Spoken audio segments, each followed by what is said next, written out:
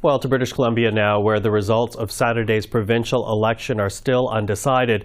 As things stand right now, though, David Eby and his BC New Democrats have been elected in 46 ridings. The BC Conservatives under John Rudstad have been elected in 45 ridings, and the BC Green Party, well, that has been elected to 2 seats. But those numbers are not guaranteed, as 2 ridings in the NDP column will go to a recount, which means things could flip in favor of the BC Conservatives.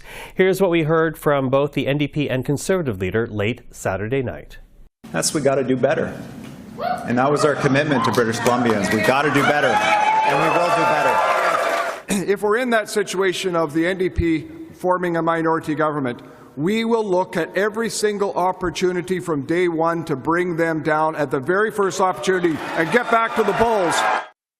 Well, joining us now is Mo Amir, political analyst and host of Vancolour. Hello once again, Mo. Thanks for being here again. Hello. So nice to see you. I got to admit, I have a bit of an election hangover, even though I didn't have a lick of alcohol the entire weekend. It's just, it's been a lot. Yeah, pure adrenaline, I'm sure. I've been there. I totally understand. Listen, you look at these results, and we always knew it was going to be a close race, but this is a bit crazy. Are you at all surprised by the final seat count at this point? To be completely honest with you, no. I think a lot of analysts were saying that a BC NDP minority government was very much in the books.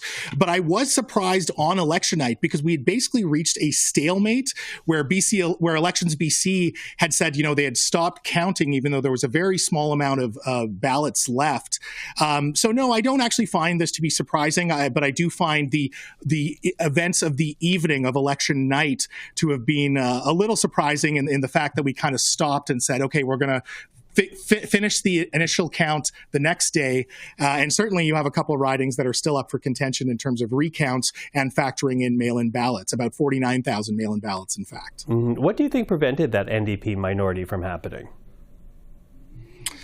I think there was a great underperformance in Surrey, particularly. I think the BC Conservatives really did well in Surrey. They were very competitive, even if they didn't win a seat like Surrey City Centre, which was touted to be an NDP safe seat. So I think the BC NDP really took some licks in Surrey and even in Richmond.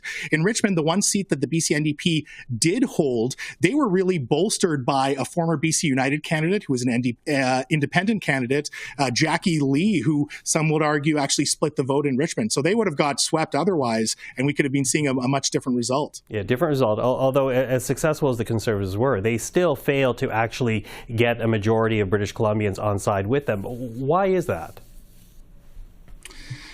We can attribute a lot of things to the Conservatives not, taking it over the line. They were not really that great in Vancouver. They held one Vancouver seat, Vancouver-Quilchena, but there were 2 seats that were leaning Conservative, particularly Vancouver-Langara and Vancouver-Yaletown, and the BC NDP ended up winning those seats. So I think they didn't make a great break into Vancouver City Centre, but also in the Tri-Cities, Port Coquitlam, Port Moody, you did see some underperformance there from the BC Conservatives as well. Mm-hmm. Now, I know we were talking about this off camera, but I'm going to ask you on camera here about the balance of power, because that does, at the end of the day, sit with the Green Party. They have 2 seats, which in a normal parliament, a legislature may not amount to a lot, but this time around could amount to a lot in terms of balance of power. But are they in any mood at all to build a coalition, for example, with the NDP, as it seems that a coalition with the Conservatives is not really something that the Greens would be in tune with?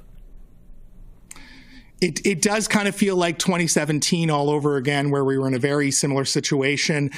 However, I would have been inclined to say that no, the BC Greens would not be willing to create some sort of coalition if Sonia Furstenau was still the leader. But Sonia Furstenau actually ended up losing her seat in Victoria Beacon Hill to NDP Cabinet Minister Grace Lohr. So we don't really know what the future is with the leadership of the BC Greens. But the fact that you now have 2 rookie MLAs representing the BC Greens, they might be more willing and incentivized to actually work with the BC NDP, because I'm not sure if they necessarily want to go to an election right away. Okay, so and I think the question is being asked, given the results that we're looking at, Mo, how likely is perhaps another election sooner rather than later? How likely is a runoff vote? I don't think it's that likely. We know that the BC Conservative leader, John Rustad, has said that he wants to bring down this government at the first available opportunity. He's really galvanizing his base. I think he's doing that in a ploy for self-survival as the leader of the BC Conservatives, but he doesn't have the numbers to do so, and I don't see the Greens necessarily working with him to do that right away. This is something that maybe happens next year, the year after. Of course, with minority governments, there's always instability. But in terms of an immediate, sending British Columbians immediately back to the polls, I just don't see it. And I don't think the Conservatives, despite maybe wanting to go to another election, have the numbers to do so. Okay. Well, you know what? Here's my key takeaway, Mo. British Columbia politics, never boring. It wasn't boring this past weekend. So listen. It's the Wild West. It's the Wild West. On the other side of the Cordelia. Mo Amir, thank you for the time. Always a pleasure. Thank you so much.